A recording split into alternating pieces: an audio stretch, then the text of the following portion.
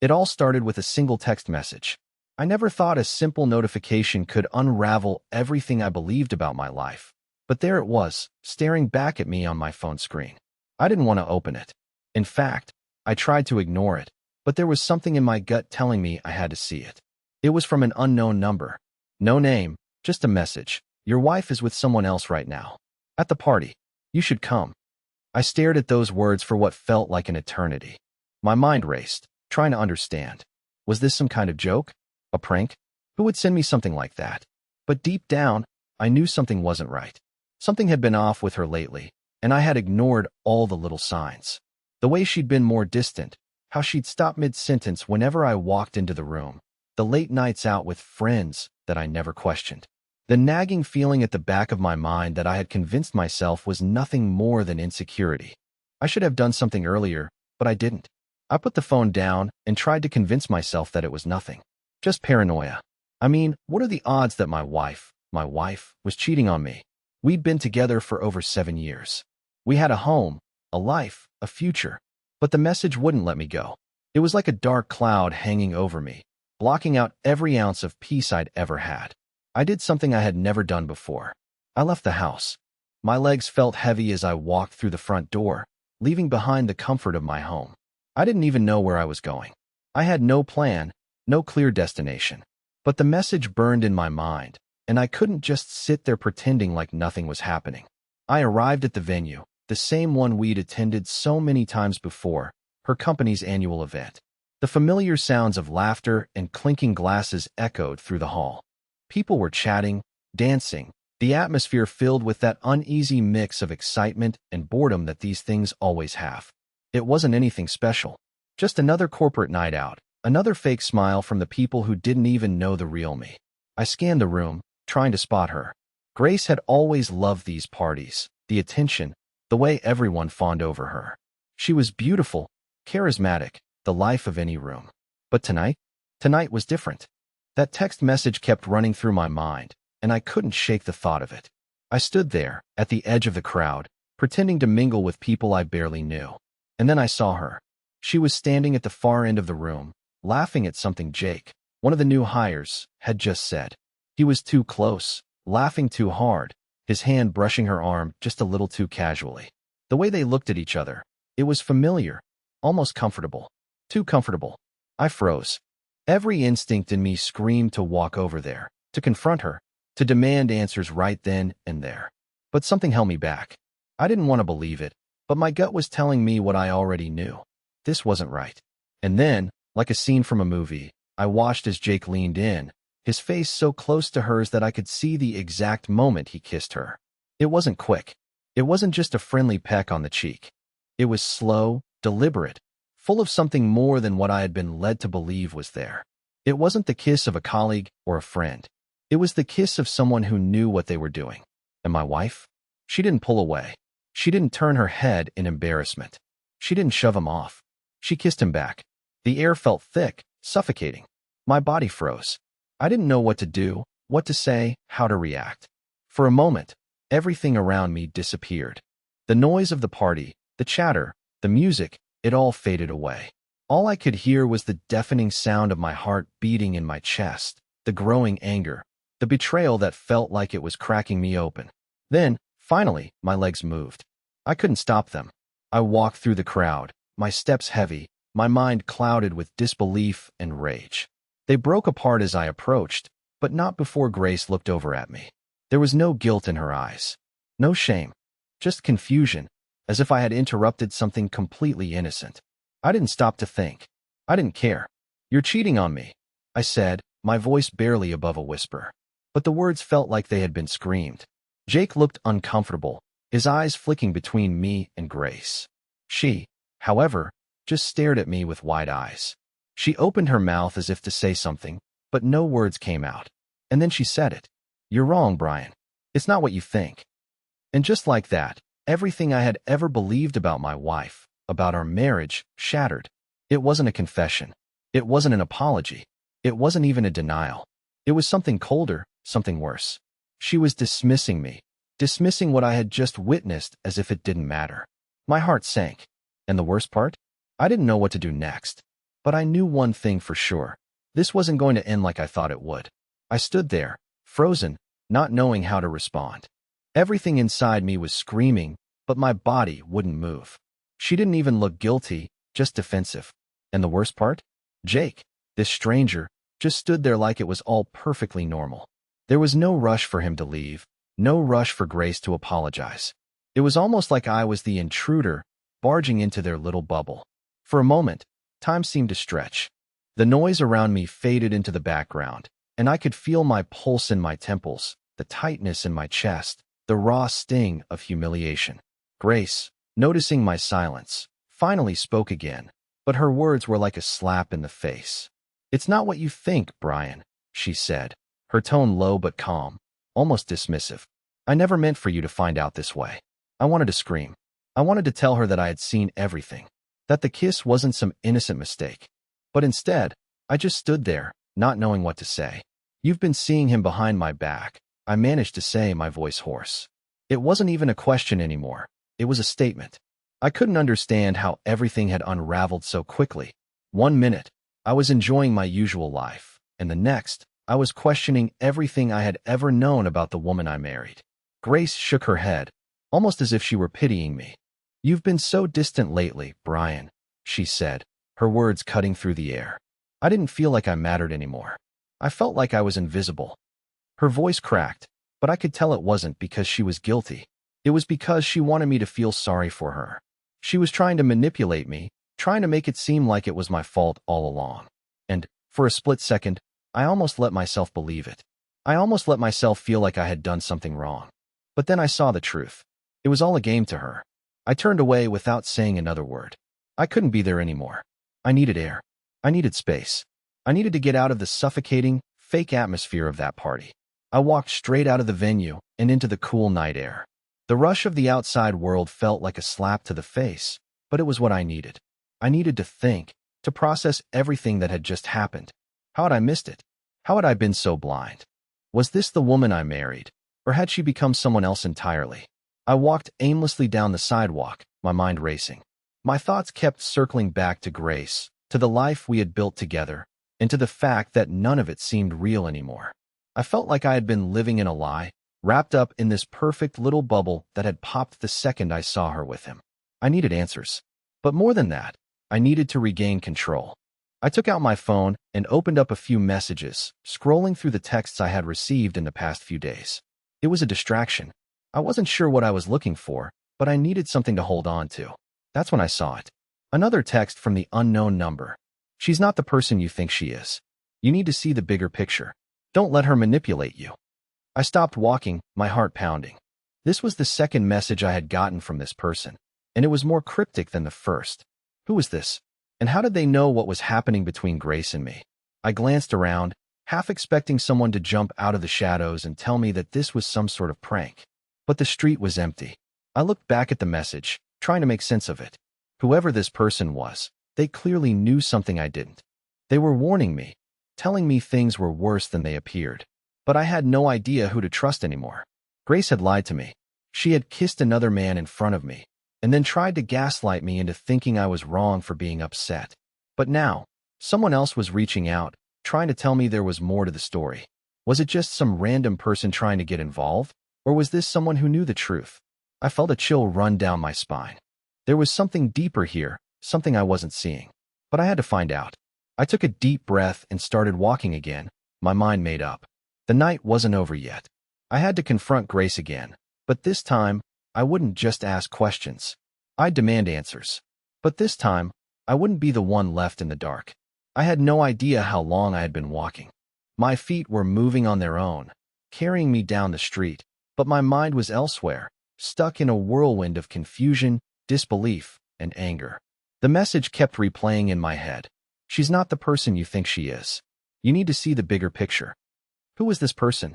How did they know what was going on? Could they be telling the truth? I didn't know, but one thing was for sure. I needed answers, and I needed them now. My phone buzzed again, snapping me out of my thoughts. Another message, same unknown number. My heart skipped a beat. "She's already making her excuses to you. Don't believe her. You deserve the truth." I felt a surge of panic. I didn't want to be that guy. The guy who spirals into paranoia, who believes every strange text he gets. But my instincts, the ones that had been telling me something was off for weeks, screamed louder now. It was time to go home. I couldn't keep walking in circles. I needed to face Grace. I needed to hear it from her, to confront her with everything I had seen and felt. I couldn't let her manipulate me again, like she had done at the party. I didn't know what was more terrifying, the thought of what I would hear or the possibility that everything I thought I knew was a lie. The walk back to the apartment felt like it took forever. The city lights blurred together. The hum of traffic in the distance felt muffled, as if the world was quieting down just for me. The moment I stepped inside, I could already feel the tension in the air. The apartment was still, and there she was, sitting on the couch, her phone in hand, her face drawn. As soon as she saw me, I noticed the small shift in her posture. She wasn't surprised that I was home, but there was a hesitation in her eyes that I hadn't seen before. "Brian," she said softly, standing up slowly. "You came back." I didn't say anything at first. I just stared at her, waiting for her to explain. To say something, anything, that would make sense of the mess we were now in. She glanced down at the floor, her fingers fidgeting with the hem of her sweater. I know you saw what happened at the party," she said, her voice shaking slightly. "I didn't want you to find out like this, but you let me find out like this," I interrupted. My voice was calm, too calm. It was like I was watching someone else say the words. "You kissed him, Grace, right in front of me. And when I confronted you, you lied. You didn't even apologize." Her face flushed, and I saw the flicker of guilt cross her features. For a moment, I thought she might break down, might show some sign of remorse. But then she steeled herself, standing up straighter, as if bracing herself for what was coming. "I'm sorry," she said, and for a split second, I thought it was real. But the words didn't sit right. "I never meant to hurt you." It was the same thing she had said earlier at the party. The same empty apology that meant nothing to me. The same words that failed to acknowledge the gravity of what she had done. "Sorry," I echoed, my voice rising now. "You think sorry is going to fix this? You think saying sorry is enough after everything? After you kissed him? After you lied to my face?" Her eyes flicked to the floor again, but this time, she didn't say anything. I could see it in her eyes. She wasn't sorry. She was sorry she got caught, but not for what she had done. "You've been distant for weeks, Brian," she said quietly, almost as if trying to explain herself, but there was no real emotion behind it. "You've been busy with work, with everything else." I felt alone. The words stung more than I expected. It wasn't the first time she'd brought up my work schedule, but hearing it now, in the context of what had just happened, it felt like she was trying to justify betraying me, trying to blame me for her actions. "So that's it?" I asked, my voice rising now, growing more bitter with each word. "You felt alone, so you decided to find comfort in someone else? In him?" She winced, her lips pressed together in a tight line. "It wasn't like that, Brian. You don't understand. It was just one kiss. It didn't mean anything. It was a mistake." "A mistake?" I repeated, laughing bitterly. "That's your excuse? A mistake?" I paced back and forth, trying to control my breathing, trying not to explode. "I've been with you for 7 years, Grace." 7? And you do this? Right under my nose." She opened her mouth to say something, but I didn't let her. I couldn't listen to her explanations anymore. They didn't matter. She had made her choice. And in that moment, I realized I couldn't keep holding on to a marriage that wasn't real anymore. "I don't know who you are anymore," I said quietly, my voice barely above a whisper. "I don't know if I ever did." Her face paled. She opened her mouth again, but I was done. I couldn't hear any more of her excuses, her hollow apologies. I turned away, heading toward the door, but before I could leave, she called out to me. "Brian, please, don't walk away from this. We can fix it, I promise." I stopped, my hand on the doorknob, but I didn't turn around. "It's over, Grace," I said, my voice steady, but the pain in my chest felt like a weight I couldn't shake. "You made sure of that." And with that, I stepped out into the night, leaving behind the woman I had loved and the life I thought I knew. I didn't sleep that night. I couldn't. The events of the past few hours played on a loop in my head. Grace's face when she saw me at the party, her eyes darting from me to Jake, the kiss, the lies. Everything was spinning, but one thought kept pushing its way through the chaos. How had I missed it? I kept replaying her words in my mind. It was just a kiss. It didn't mean anything, but it meant everything to me. Every part of me wanted to believe it was a mistake, that she'd just had a lapse in judgment. But then why didn't she stop him? Why didn't she pull away? I couldn't stay in the apartment. I couldn't sit there in the silence, pretending like everything was fine when nothing felt right anymore. So I packed a bag, nothing big, just a few clothes and my laptop. I had to get out. I needed space. I needed to breathe. I rented a hotel room for the night, hoping the change of scenery would give me some clarity. The city was quiet at this time of night, too quiet. I sat on the bed, staring at the wall, wondering where it all went wrong. How had everything changed in the blink of an eye? The next day, I received another text from the mysterious number. She's lying to you. Don't let her manipulate you. There's more going on than you know. I stared at the message for a long time, my heart pounding. Who was this person? Why were they helping me? It didn't make sense. I should have been angry, but something about the way they phrased things made me feel like they were telling the truth. Whoever this was, they seemed to know more about Grace than I did. I stared at the message for a long time, debating whether to respond. I didn't want to get caught up in some random person's game, but a part of me needed to know the truth. My gut told me there was more to this than just a kiss. If Grace was hiding something, I had to find out. I typed back, "Who are you?" A few minutes passed before the reply came through. "You'll find out soon enough. Just trust me." I threw my phone down on the bed, frustration bubbling up inside me. This wasn't the way I thought I'd be spending my weekend, waiting for cryptic messages from someone I didn't even know. But in some sick way, I was hooked. I needed answers. The rest of the day was a blur. I went through the motions, ate, showered, even tried to get some work done, but my mind was elsewhere. Every time I closed my eyes, I saw Grace's face. The kiss. Her cold dismissal. By evening, I couldn't take it anymore. I was back at the apartment, pacing around the living room. I could hear her in the other room, talking to someone on the phone, but I couldn't make out the words. She was pretending everything was normal, pretending like nothing had happened. But I couldn't. I couldn't just act like this was another bump in the road. This was bigger. I needed closure.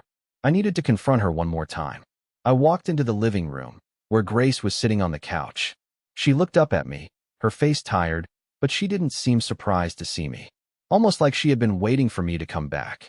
"We need to talk," I said, my voice steady but firm. Grace nodded and set her phone down. "I know, Brian. I know. I'm sorry." But I wasn't interested in her apology. Not anymore. "Sorry doesn't cut it," I said, sitting down across from her. "What's really going on, Grace? You're not telling me everything." She hesitated. I could see the conflict in her eyes. For a moment, I thought she might finally confess. But instead, she shook her head. "There's nothing more, Brian," she said softly. "I told you everything. It was a mistake. I've been feeling lost lately, and I let it get out of hand. I never wanted to hurt you." I couldn't believe it. It felt like she was giving me the same rehearsed line again, as if this whole thing was just a small bump in the road that we could easily move past. "You kissed him, Grace, right in front of me, and now you're telling me it was nothing?" Her eyes started to water, but I wasn't moved. She had crossed a line, and I wasn't going to let her manipulate me anymore. "I've seen the way you've been acting," I continued, my voice cold. "I've seen the late nights, the secret phone calls, and now you're telling me it was just a kiss?" Grace looked at me, her face pale. "Brian, please. I never meant for it to get this far. It was just, I don't know. It was a moment of weakness. But it wasn't serious. I swear." But I didn't believe her. I couldn't. Every word she said felt hollow, and I knew deep down that I couldn't trust her anymore. I stood up, pacing again. "You're lying to me. I can feel it, Grace. There's something you're not telling me, and I'm not going to stand here and pretend like everything's fine." She stood up, her hands trembling. "What do you want me to say, Brian? That I made a mistake? That I regret it? Because I do. I do regret it. I never meant for it to happen. But please, don't walk away. Please don't leave me." Her desperation almost made me feel sorry for her. But then I remembered the kiss, the coldness in her eyes when she said, "You're wrong." It wasn't guilt I saw. It was something else. Something darker. "I can't do this anymore," I said, my voice breaking as I turned to leave. "I need to figure out who I am without you in my life." And with that, I walked out of the door, leaving her behind in the apartment we had built together. But as I stepped into the hallway, something strange happened. My phone buzzed again. Another message from the unknown number. "You're not finished yet. The truth is closer than you think." I didn't know what it meant, but I knew one thing. The road to the truth wasn't going to be as easy as I thought. I couldn't stop thinking about it. The message. The truth is closer than you think. What truth? Who was sending me these cryptic texts? I couldn't shake the feeling that I was on the edge of something much bigger than I could understand.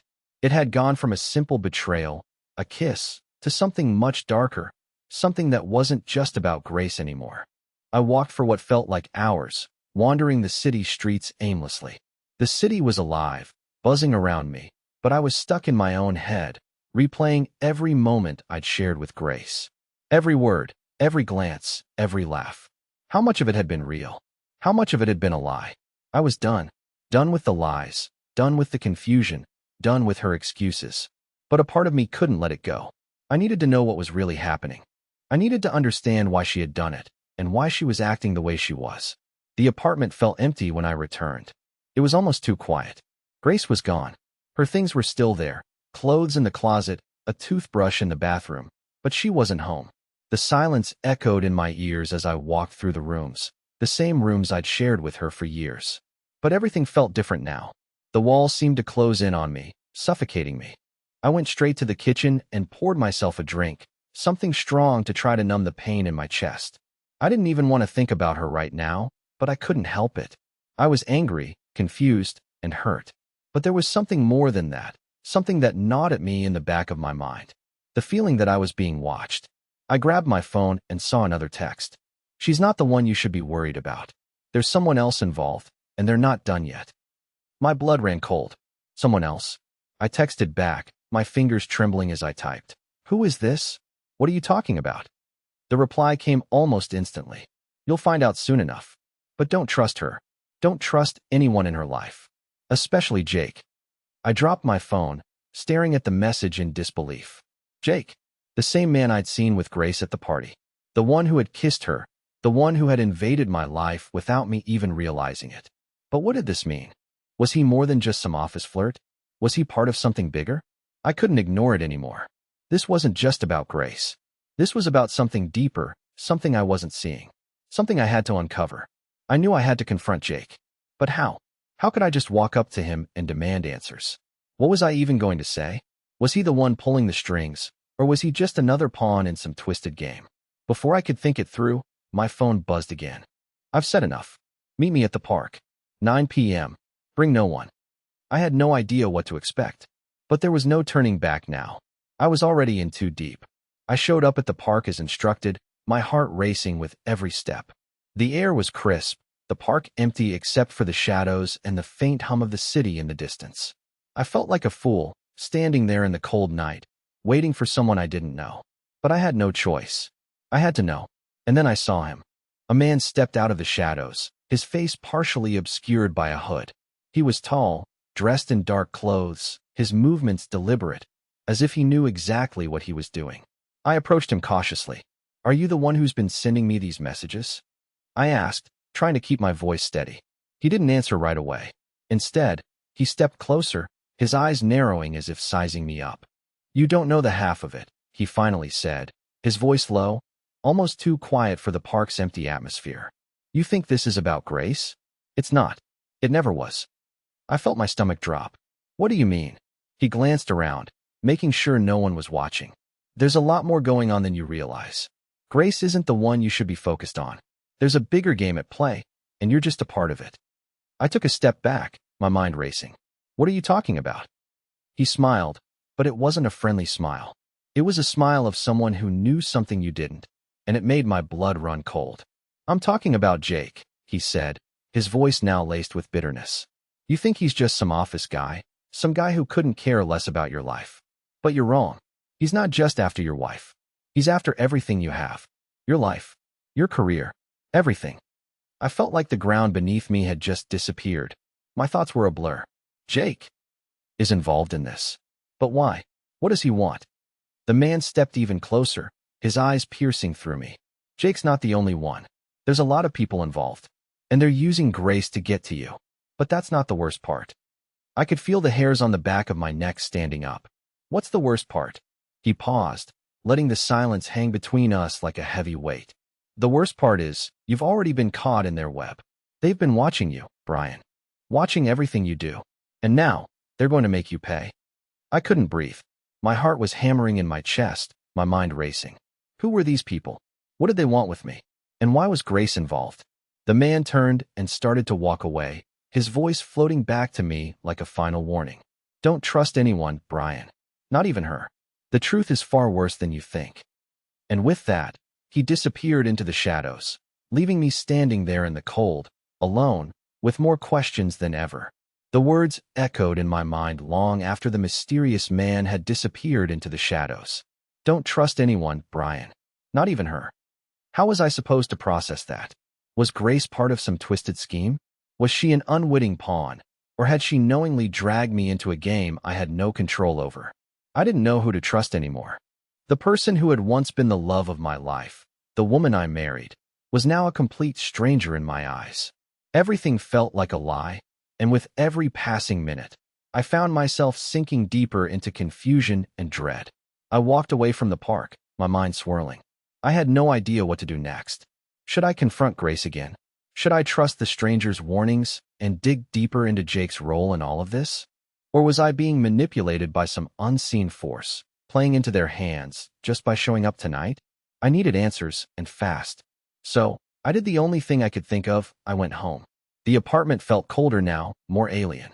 I pushed the door open, half expecting Grace to be there waiting for me. But the place was quiet, too quiet. It felt empty, hollow, like everything I had once known was slipping through my fingers. I found her phone on the coffee table. The screen was cracked, and I almost didn't want to touch it, but curiosity got the better of me. Maybe there would be something there that would finally make sense of everything.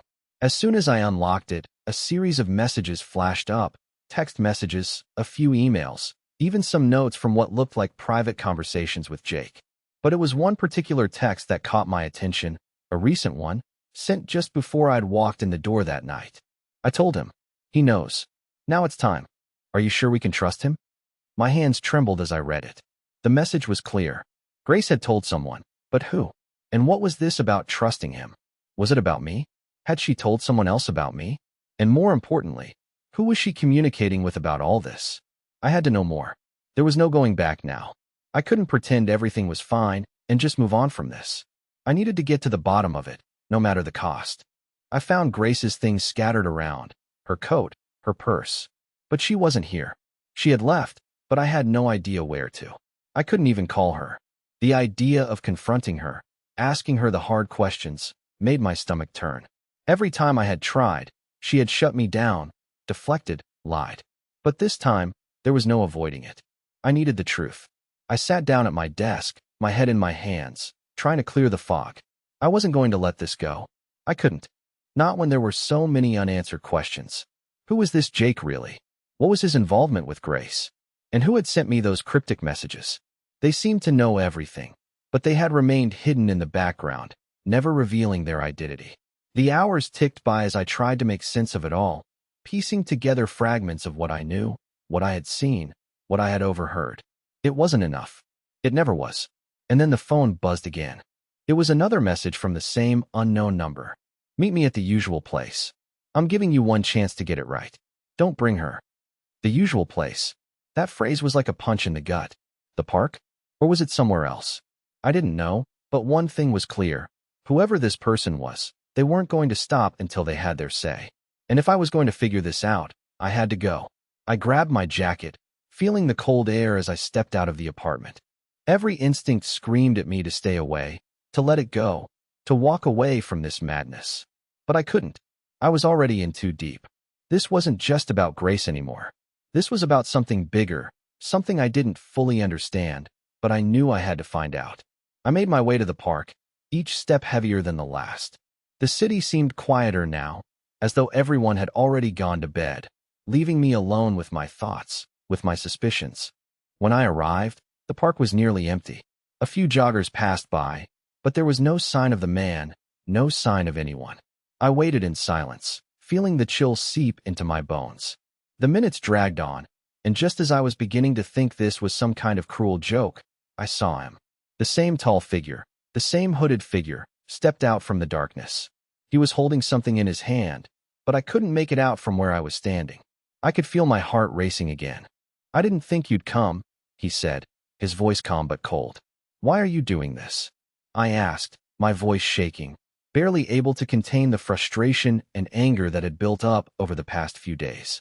Who are you? What do you want from me? He tilted his head slightly, almost like he was amused by my desperation. It's not about what I want, he said, his voice eerily calm. It's about what you're going to do with the information I'm about to give you. I took a step forward. Information? What information? I'm done with the games. I want the truth. He smiled. A cold, unsettling smile. The truth, Brian, is that you've been played. By everyone you trusted. And you've been blind to it the whole time. I felt my breath catch in my throat. The weight of his words hit me like a ton of bricks. What do you mean? He stepped closer, his eyes gleaming in the dim light. I'm not here to give you answers. I'm here to tell you one thing. Grace isn't the person you think she is. She's been working with Jake from the start. But it's not just him. You're in the middle of something much bigger. And if you don't get out now, you'll regret it. The coldness in his voice, the finality of his words, sent a shiver down my spine. Bigger than this? What are you talking about? I asked, my voice barely above a whisper. He didn't respond immediately. Instead, he just handed me a small, folded piece of paper. Read it. It's the only chance you'll get to understand what's really going on.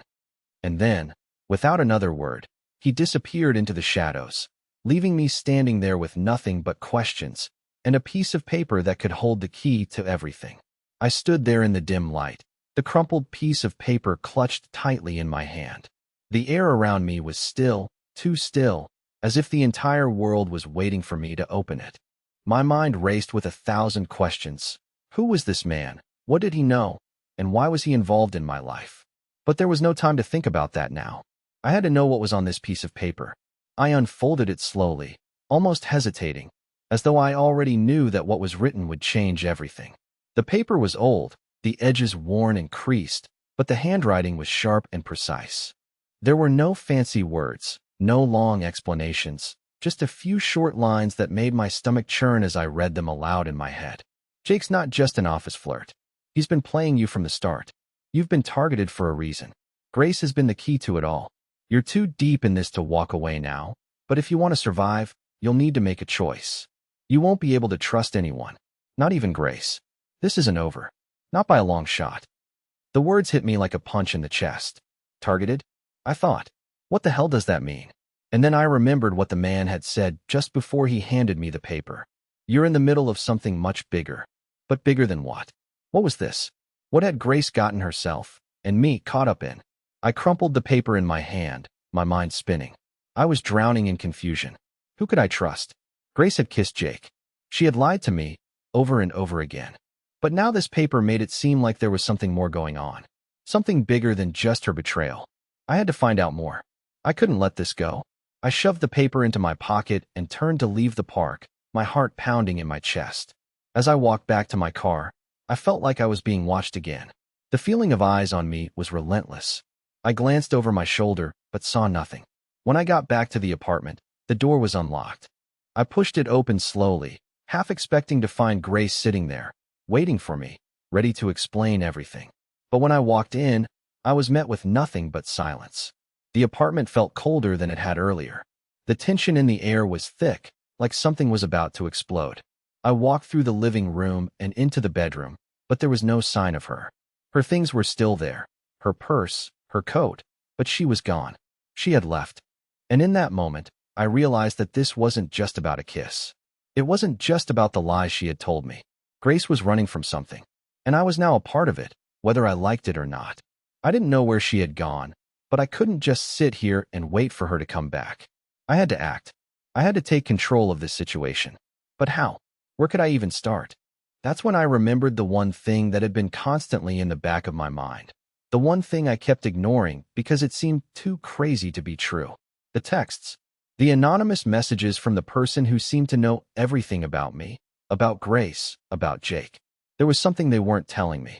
They were part of the puzzle too. I couldn't keep ignoring their warnings, their cryptic notes.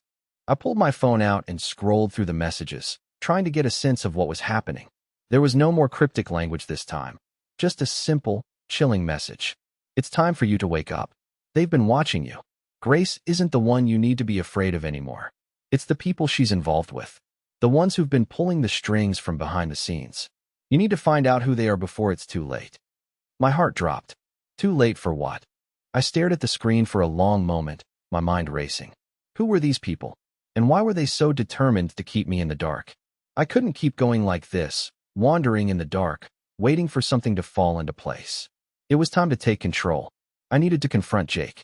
I needed to go to the source of all of this. If he was involved in this, if he knew something I didn't, I was going to make him tell me. I couldn't trust Grace anymore.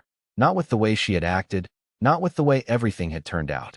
But maybe, just maybe, Jake would have the answers I was looking for. I grabbed my coat and headed out, determined to find him. I wasn't going to let this drag on any longer. I wasn't going to let her lies or the cryptic messages control me. I had to put an end to this. I had to know the truth. I didn't know where Jake was, but I knew he had to be close. The last place I saw him was at the office. Maybe that was the best place to start. The city lights blurred together as I drove, the weight of everything pressing down on me. My hands gripped the steering wheel, but my mind was elsewhere. On Jake, on Grace, on the twisted mess I had found myself in. I had spent so much time wondering who to trust, questioning everything I thought I knew. But now it was time to find out the truth. I pulled into the parking lot of the office building where Grace and Jake worked. The place looked empty now, quiet, like everything had stopped. But I wasn't looking for a crowd. I was looking for Jake. He had to be here somewhere. I stepped out of the car, my heart racing in anticipation. Every step felt heavier than the last, but there was a strange sense of clarity in the air. For the first time in weeks, I felt like I was actually in control of something. Whatever happened next, I was ready for it. I made my way through the back entrance, the doors swinging open with a quiet creak.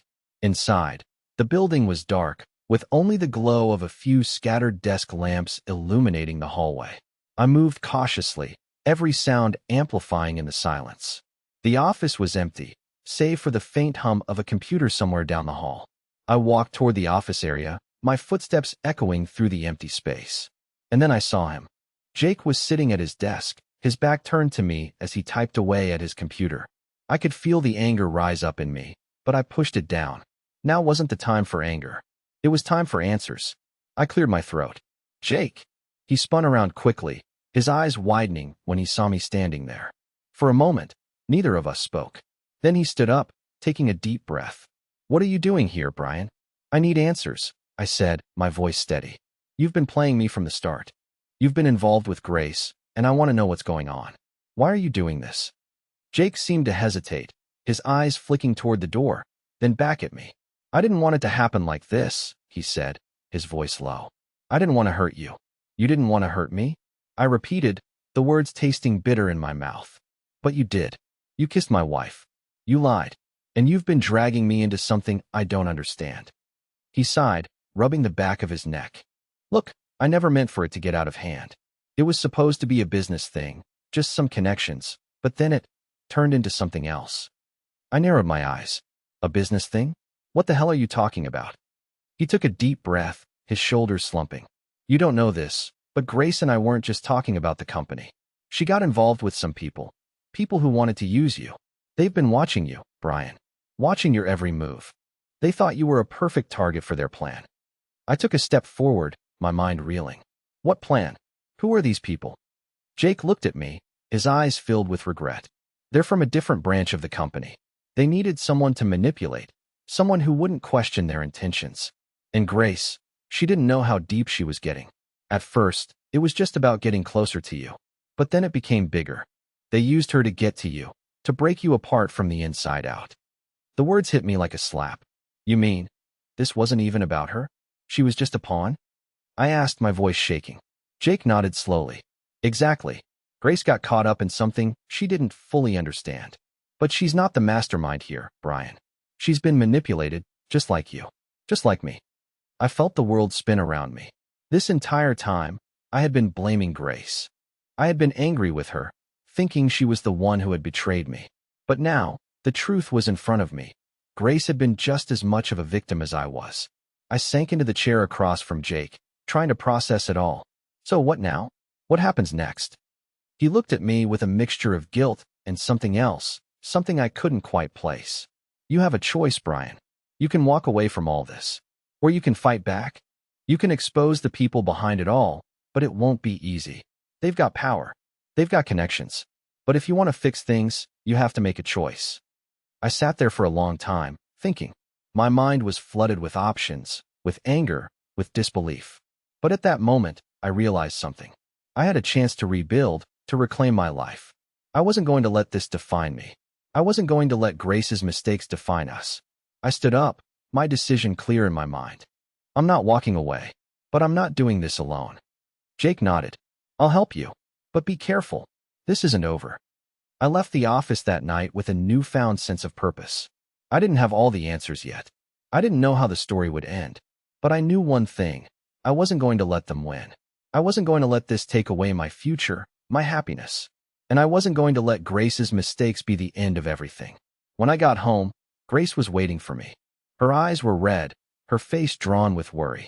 I could see the fear in her eyes as she stood up and walked toward me. Brian, she whispered. I'm so sorry. I never meant for any of this to happen. I looked at her, really looked at her, and for the first time in a long while, I didn't see the woman who had betrayed me. I saw someone who was just as lost as I was. Someone who had been caught up in something bigger than both of us. I know, I said, my voice softer than I expected. But we have a long road ahead of us, and we're going to walk it together. Grace looked at me, relief washing over her face. You're not giving up on us. No, I said firmly, my heart finally steady. We're going to fix this. Together. And for the first time in what felt like forever, I finally believed it.